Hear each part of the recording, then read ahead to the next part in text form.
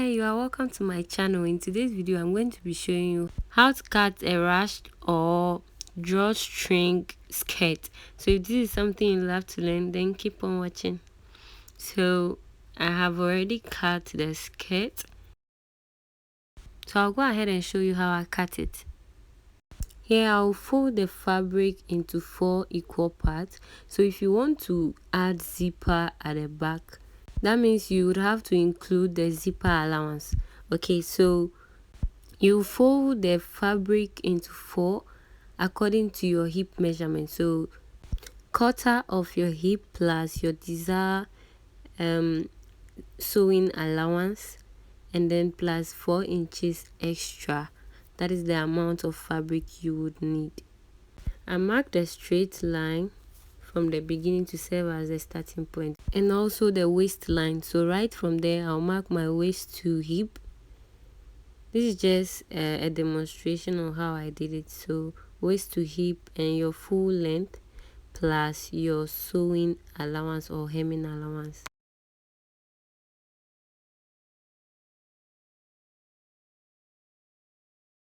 So on the waist you mark quarter of your waist plus your sewing allowance, and on the hip quarter of your hip plus sewing allowance.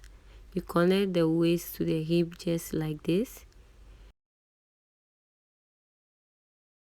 I made mention that you should add about 3 or 4 inches extra to quarter of your hip measurement. So you connect your hip to the end of the edge just like this. So if you want 5 inches, you can just add 5 inches. This is in the form of a line. So you go up by 1 inch from the edge of the skirt, and then you connect it like this to prevent any sharp edge.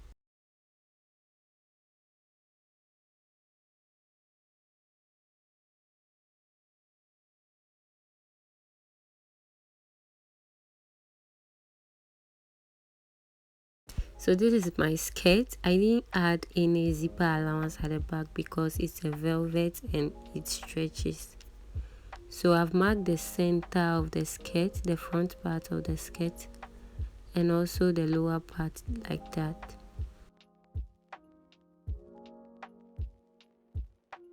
So now you need to determine where you want your rush to be or your drawstring to be. So that is where I want it to be. I'll turn it to the wrong side. I'll go ahead and iron the center part to have a crease line. So this is the crease line. So from there I'll divide my nipple to nipple measurement into 2. So mine is 3.5. So from the center of the skirt, that is why it's good to have a crease line. I'll mark the nipple to nipple measurement like this.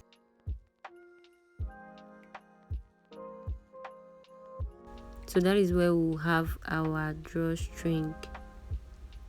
So I'll just notch them.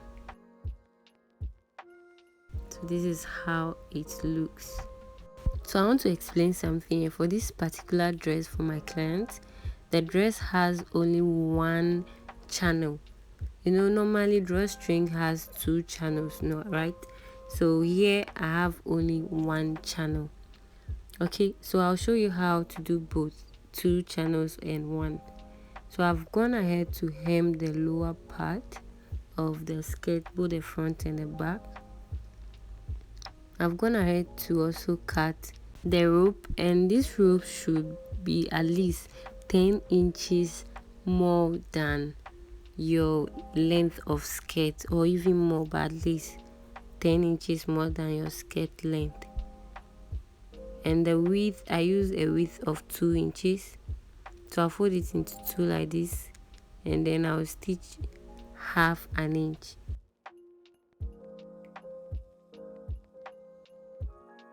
So before I stitch at one end of the rope, I'll fold the right side to the wrong side like this before I'll fold it into 2 equal parts and stitch them. This will neaten the edge of the rope. I also went ahead to cut the channel for the skirt.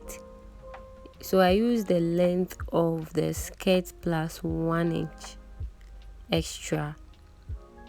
So the width of the channel is 2 inches. I said earlier on that the channel is just 1, so if you want 2 channel, you should use 2.5, so that at the end of the day you would have 1.5 inch left. So I used 2 inches, and then I just iron 1/4 inch from both sides inside. So you fold it into 2 equal parts and iron it. Then you open it up and iron the edge of both sides just about 1/2 inch towards the center. So at one end of this strap, you fold 1/2 inch like this, just to neaten the edge before you fold in the 1/2 inch, because we also hem the lower part of the skirt.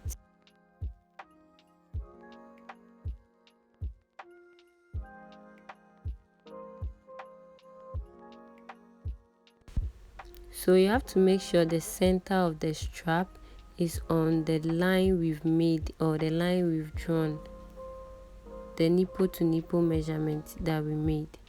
Okay.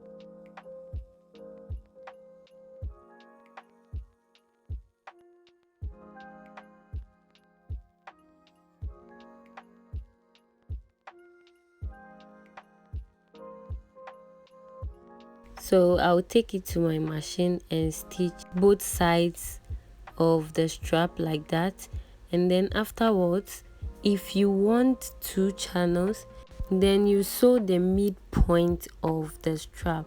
You know, from the beginning I said that you iron the strap into 2 equal parts before you fold in the allowance. So after sewing the sides, then you stitch on that line. The line will help you stitch it.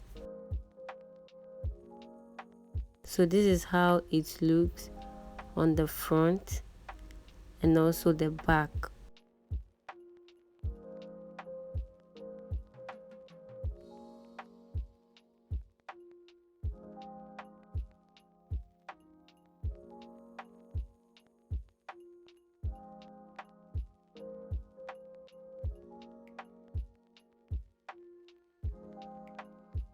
So I'll go ahead and input the 2 ropes into the channel, one after the other.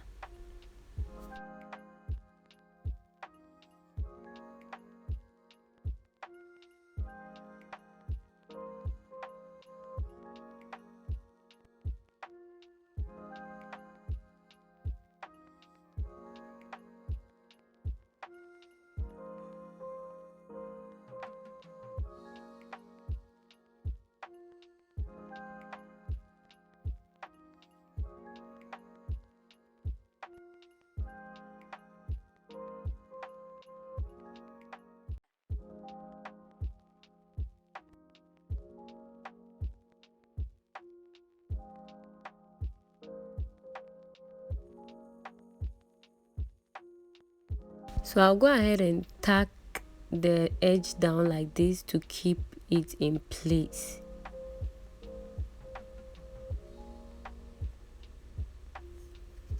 I really hope this video was helpful. If it was, please like it. Subscribe if you haven't as well. Turn on your post notification bell so anytime I upload a new video, you will be notified. Thanks for watching, and I'll see you in my next one.